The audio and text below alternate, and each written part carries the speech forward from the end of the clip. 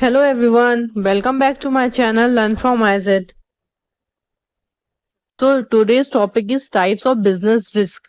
Mainly 6 type के business risk होते हैं. पहला होता है insurable risk. Insurable risks involving damage to property by fire and theft are called insurable risk. Insurable risk वो risk होता है जो लॉस हमारा रिकवर्ड हो जाए. सपोज कर लिए जैसे हमारी दुकान में आग लग गई है या चोरी हो गया, जो भी हमारा लॉस हुआ है जो वो रिकवर्ड हो जाएगा उसको हम लोग बोलते हैं insurable risk.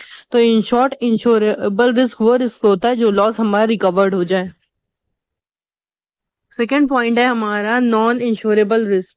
Risk whose livelihood can not be determined are non insurable risk. For example changes in government policy, fluctuation in price and demand. Non insurable risk वो रिस्क होते हैं जो रिस्क हमारे जो लॉस हमारे रिकवर्ड ना हो सके. जैसे कि फॉर एग्जाम्पल जैसे गवर्नमेंट की कोई नई पॉलिसी आ गई है तो ये भी लॉस हमारा रिकवर्ड नहीं होगा जो भी हमारा लॉस हुआ हो इसकी वजह से. और fluctuation in price and demand चाहे मतलब प्राइस बढ़ गए हो घट गए हो, इससे भी जो लॉस होगा वो भी हमारा रिकवर्ड नहीं होगा. Third point is internal risk. Risk due to internal factors are internal risk like wrong decision as defective raw material, hiring non-deserved candidate for the post etc. अब देखिए इंटरनल रिस्क वो risk होते हैं जो controllable होते हैं, जो हमारे हाथ में होते हैं, जो हमारी वजह से कंपनी के अंदर हो जाए, जो डिसीजन कंपनी के अंदर लिया जाता है उसको इंटरनल रिस्क कहते हैं.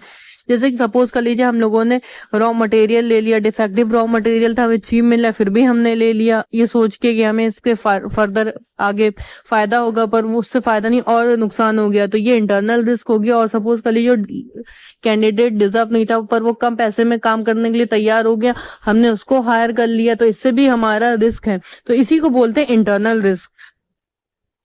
फोर्थ पॉइंट है हमारा external risk. External risk risks because of external factor which are beyond control or external risk like changes in government policies, changes in fashion etc. External risk वो risk होते हैं जो हमारे control में नहीं होते, हमारे कंट्रोल से बाहर होते हैं. जैसे कि सपोज कर लीजिए एकदम से गवर्नमेंट की कोई नई पॉलिसी आ गई, अब ना चाह के भी हमको उसको फॉलो करना, चाहे वो हमारे फेवर में हो चाहे ना हो. और एकदम से चेंज इन फैशन, अचानक से फैशन चेंज हो गया, लोगों का टेस्ट चेंज हो गया, प्रेफरेंस चेंज हो गया, डिमांड चेंज हो गई, तो ये रिस्क हमारे जो है वो कंट्रोल के बाहर है. तो ऐसे रिस्क को एक्सटर्नल रिस्क कहते हैं.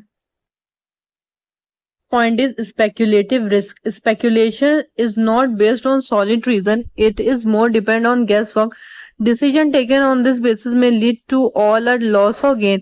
देखिए स्पेक्यूलेटिव और स्पेक्यूलेशन का मतलब क्या होता है, तुक्का लगाना, अनुमान लगाना. ये जो स्पेक्यूलेशन रिस्क होता है ये कोई भी सॉलिड रीजन से मतलब बेस पे नहीं होता, ये गेस वर्क की तरह काम करता है. या तो लॉस होगा या तो गेन होगा, 50-50 इसमें चांसेस होते हैं. और कभी कभार ऐसा होता है कि पूरी तरीके से लॉस हो जाता है या पूरी तरीके से गेन हो जाता है. जैसे कि शेयर मार्केट्स हैं, तो शेयर मार्केट ये एग्जाम्पल है एक स्पेक्यूलेटिव रिस्क का, क्योंकि शेयर मार्केट में कभी कदार गेन होता है, कभी कदार लॉस होता है, कभी कदार ऐसा होता है कि कुछ होता ही नहीं है. सिक्स एंड लास्ट पॉइंट है हमारा pure risk. These are such risk where loss can not be accurately predicted. Such risk are like due to fire, theft and employees strike. Pure risk का मतलब होता है 100% लॉस होना, इसमें कोई भी चांसेस नहीं है 50-50 के कि 50% लॉस होगा 50% गेन होगा या हमारा गेन होगा.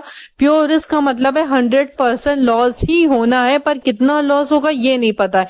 जैसे कि सपोज कर लीजिए आग लग गई तो लॉस होगा, कितना लॉस होगा नहीं पता. चोरी हो गई तो चोर कितना सामान ले जाएगा, सामान तो गया पर कितना जाएगा ये नहीं पता. एम्प्लॉयज की स्ट्राइक हो गई, उससे प्रोडक्शन नहीं हो रहा है, उससे भी लॉस हो रहा है, पर कितना होगा ये नहीं पता, पर लॉस ही होगा, गेन की कोई भी चांसेस नहीं है प्योर रिस्क में.